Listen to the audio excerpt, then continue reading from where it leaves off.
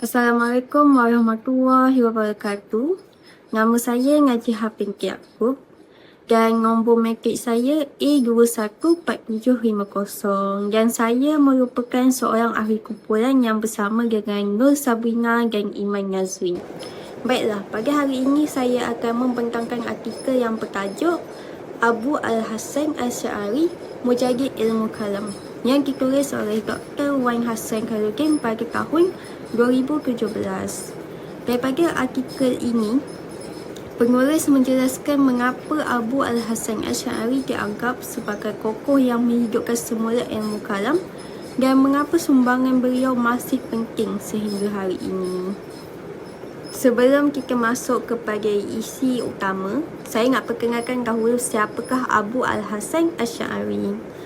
Beliau merupakan seorang tokoh besar dalam Ahli Sunnah wal Jamaah dan juga merupakan pengasas kepada Manhaj Al-Asy'ariyah. Dan apa yang menarik, nama beliau bukan sekadar terkenal dalam sejarah Islam, tetapi pemikiran beliau yang masih menjadi pegangan ramai umat Islam sehingga hari ini. Dan semasa saya membaca artikel ini, saya faham bahawa penulis bukan sekadar mahu memperkenalkan latar belakang Abu Al-Hasan Asy'ari. Sebaliknya, penulis ingin menunjukkan bahawa Abu Al-Hasan Asy'ari ialah seorang tokoh yang sanggup tampil mempertahankan akidah ketika masyarakat berhadapan dengan pelbagai kekeliruan, dan itulah yang menjadikan beliau sangat istimewa. Sebelum kita faham kenapa beliau digelar Mujadid Ilmu Kalam, kita perlu tahu dahulu apa sebenarnya ilmu kalam. Pada mulanya saya ingat ilmu kalam hanyalah ilmu untuk berbahas tentang agama, tetapi selepas saya membaca artikel ini, saya faham bahawa ilmu kalam sebenarnya adalah ilmu yang membincangkan akidah Islam dan membantu menjelaskan kebenaran sesuatu pegangan berdasarkan Al-Quran, As-Sunnah serta hujah akal. Dan tujuan ilmu kalam bukan untuk menang berdebat, tetapi untuk mempertahankan akidah dan menjawab kekeliruan yang timbul dalam masyarakat kita. Mengapa Abu Al-Hasan Asy'ari digelar Mujadid Ilmu Kalam? Dan ini merupakan isi yang paling penting dalam artikel. Kalau kita lihat pada timeline ini ataupun pada garis semasa ini, pada zaman Abu Al-Hasan Asy'ari, terdapat pelbagai fahaman yang mula mempengaruhi pemikiran umat Islam, terutamanya fahaman Mu'tazilah, dan keadaan ini menyebabkan ramai orang menjadi keliru dalam memahami akidah. Dan di situlah Abu Al-Hasan Asy'ari kemudian tampil memberikan penjelasan berdasarkan Al-Quran, As-Sunnah dan hujah akal. Dan dengan cara ini beliau berjaya mempertahankan akidah Ahli Sunnah wal Jamaah dan menghidupkan semula perangan ilmu kalam.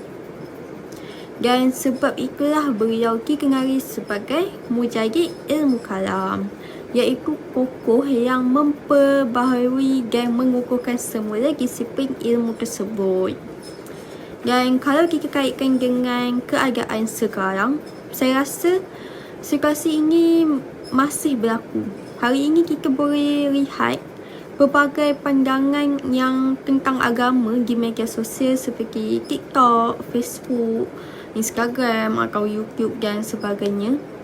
Ada maklumat yang betul dan ada juga yang boleh mengelirukan jika tidak disemak.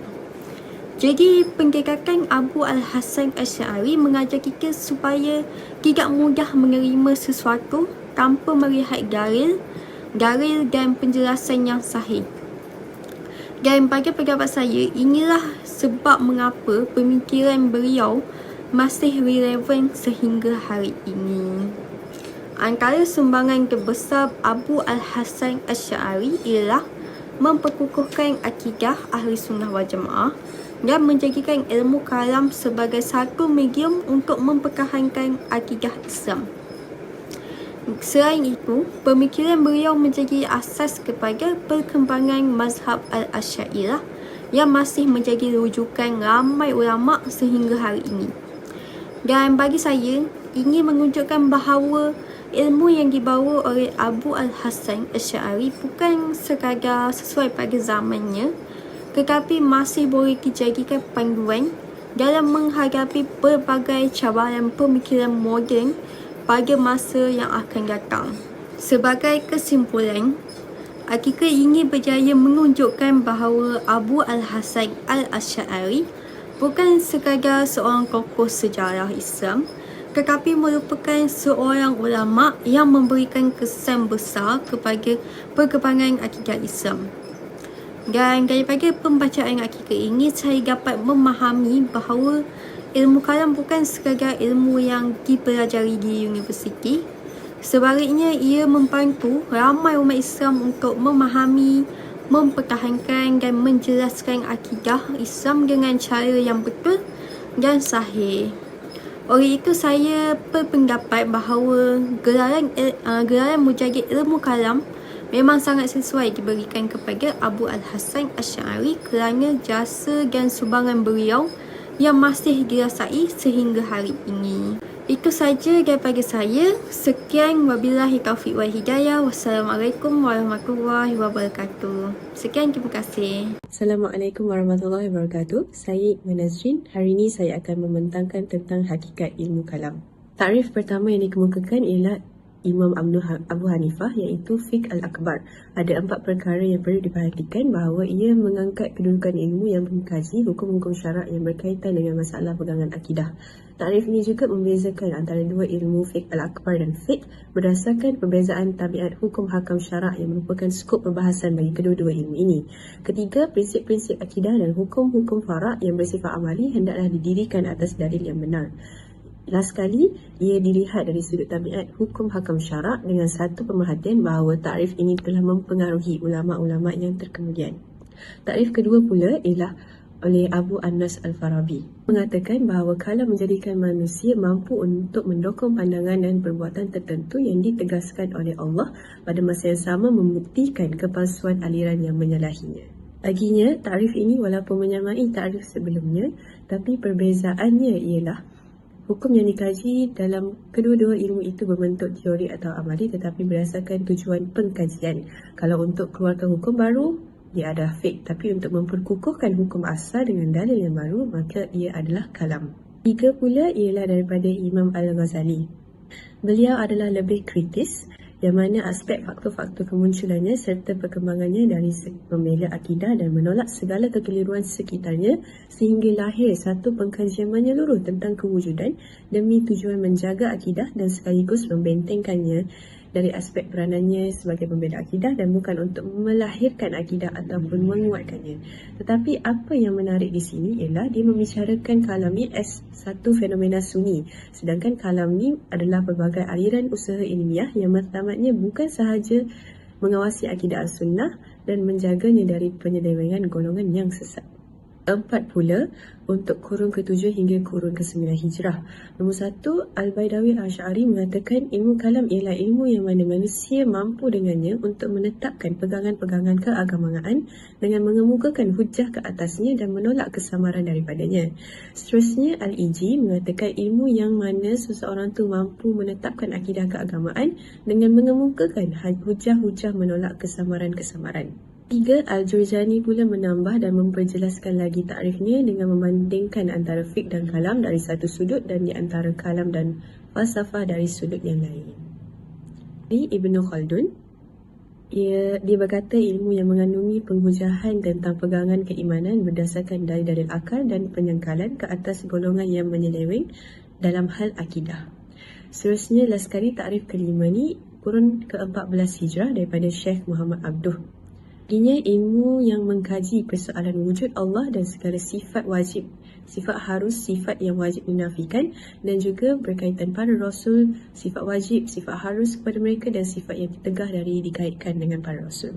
Biasanya matlamat ilmu kalam adalah untuk menguatkan keyakinan agama menerusi pendekatan mengisbatkan pegangan keagamaan dengan mengemukakan dalil yang muktamad dan menolak segala kesamaran daripadanya. Dan juga untuk mencapai satu bakat yang mampu melaksanakan semua inilah. Seterusnya, metod ilmu kalam yang digunakan ialah metod syarak dan metod akal. Persoalan ini akan dijelaskan secara terperinci. Disebabkan ilmu kalam walaupun dia bersandarkan kepada dalil akal, tapi natijah dalil ni mesti ada sokongan daripada syarak yang menyokong kebenarannya ataupun yang disebut oleh para mutakallimun lah. Seterusnya, topik perbincangan ilmu kalam ialah pewujudan sebagaimana ia, dan ilmu ni dibezakan daripada ilmu falsafah ketuhanan metafizik dari aspek di mana kajiannya adalah berdasarkan kanun Islam. Ada sekali kedudukan ilmu kalam dalam tradisi ilmu-ilmu Islam. Ilmu maqasid terbahagi kepada 5, iaitu ulum Al-Quran, ulum hadis, ilmu kalam, ilmu fiqh dan juga usul fiqh. So, apa beza ilmu kalam dan ilmu fiqh ialah hukum tu sendiri dari segi tabiatnya. Sekiranya tabiat adalah berkaitan persoalan pegangan akidah, maka dibahaskan dalam ilmu kalam. Tapi kalau untuk benda-benda lain tu, ilmu fiqh. Jelaslah di sini bahawa ilmu kalam ialah ilmu yang mengkaji hukum akidah syarak yang diambil daripada kitab Al-Quran dan As-Sunnah. Itu sahaja daripada saya. Terima kasih. Assalamualaikum. InsyaAllah, saya pagi ni semua pagi kita membicarakan tentang ulasan ringkas tentang kitab Risalah Fiqh Al-Kitab Al-Qawaid ini Al-Kalam Imam Al-Asy'ari. Okay. Jadi sebelum tu kita tunggu dulu, siapa tak Imam Asy'ari? Okay. Imam Asy'ari adalah Ali bin Ismail bin Abu Bishr Ishaq bin Salim bin Ismail bin Abdullah bin Musa bin Hilal bin Amir Basrah bin Abu Burdah bin Abu Musa Al-Asy'ari. Dia lahir pada sekitar tahun 260 Hijrah. Tempat lahir beliau di Basrah dan beliau meninggal sekitar 324 Hijrah, dan ada juga yang menyatakan beliau meninggal pada 330 Hijrah di Baghdad. Okay. Secara ringkasnya, Imam Asy'ari ini adalah pengasas aliran Asy'ariyah. Okay. Dia tokoh mutakallimun yang bermazhab akidah Ahlussunnah wal Jamaah. Beliau ni daripada Mu'tazilah kerana beliau berguru dengan ayah tirinya iaitu Abu Ali Al-Jubai. Okay. Sebelum meninggalkannya secara penuh dan mempertahankan manhaj Ahlussunnah wal Jamaah. Secara ringkasnya, Imam Asy'ari ini mempertahankan akidah dengan hujah akal, menggunakan pendekatan rasional dan akal yang sihat, utamanya untuk membidas fahaman seperti Mu'tazilah. Jadi, antara karya beliau adalah Al-Ibanah dan Maqalat Al-Islami. Okay. Jadi, macam mana nak mengukur kesahihan ilmu kalam ni? Sebab ilmu kalam ni pernah menjadi persoalan penting pada ketika akhir zaman pemerintahan Umayyah dan awal pemerintahan Abbasiyah. Okay. Terdapat juga perbezaan pandangan ulama. Ulama kalam kata ilmu kalam ni salah satu cabang ilmu Islam. Ulama hadis nak kata dia adalah menganggap ilmu yang baru, iaitu ilmu yang bid'ah. Pembelaan Imam Al-Asy'ari dalam ilmu kalam ni adalah beliau berusaha mempertahankan kesahihan ilmu kalam sebagai salah satu cabang ilmu Islam yang agak penting untuk membentuk pemikiran tentang akidah yang kukuh dalam kalangan umat Islam. Okay. Tentu kita balik pula pada macam mana Imam Asy'ari mempertahankan kesahihan ilmu kalam. Antaranya beliau berpandangan tak ada larangan pada dalam hadis Nabi bahawa kalau membicarakan tentang ini disebut sebagai bid'ah ataupun sesat. Yang kedua adalah asas perbahasannya telah ada dalam Al-Quran, semuanya tak dipincikan secara dengan lebih mendalam. Dan yang ketiga, perbahasan khusus bergantung kepada keadaan zaman. Contohnya kalau Al-Quran itu suluk berlaku pada zaman Nabi, baginda pasti menjelaskan dan membahaskan sebagainya, sebagaimana perkara-perkara lain yang pernah berlaku pada zaman baginda. Okay. Jadi dalam terjemahan ini ada banyak, lebih kurang dalam 28 poin. Saya prinsipkan dengan secara rawak. Okay. Pertama adalah antara terjemahan dalam teks tersebut adalah penolakan terhadap ilmu kalam. Okay. Ada golongan yang memilih untuk ikut je tanpa mengkaji. Mereka menganggap kajian dan perbincangan adalah sesuatu yang menyusahkan. Sesuatu lebih selesa dan tak boleh ikut je. Dan mereka juga menganggap perbincangan akidah ni dikenali sebagai satu yang sebagai satu perbuatan yang bid'ah ataupun sesat.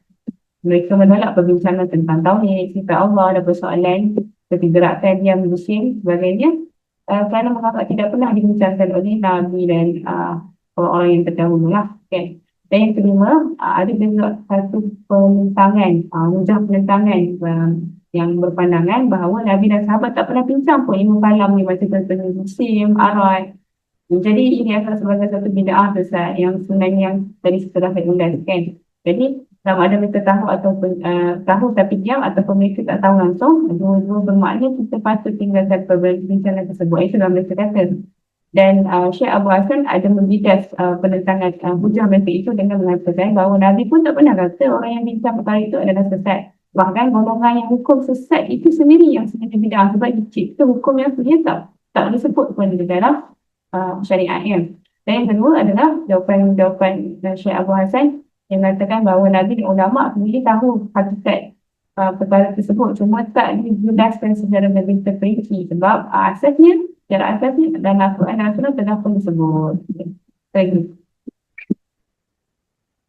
Contohnya pergerakan yang dalam asal Al-Quran kan, dalam bentuk yang ke-8 ke-7 di mana Nabi Ibrahim lihat bintang, matahari, bulan terbenam dan bergerak hilang, digunakan sebagai bukti bahawa Tuhan yang benar tak mungkin pun bersifat begitu kan. Mana mungkin benda yang bergerak itu adalah sifat sifat Allah kan, itu adalah sifat makhluk macam tu kan.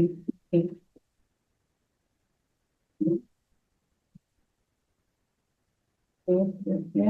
Okay. Okay. Ada juga ceritakan dalam risalah ni, mereka membantah bahawa dua benda berlawanan mana mungkin boleh berjumpa pada sifat satu yang sama. Beliau membahaskan tentang hari kebangkitan lah kan. Kan di mana kita tak contohnya macam mana tulang yang terhancur boleh dihidupkan semula kan. Jadi jelasan daripada ahli kalam, dia boleh berlaku, boleh wujud, tetapi dia boleh sifat berbeza. Jadi hujah Hasan itu sebenarnya tak berapa cukup kan.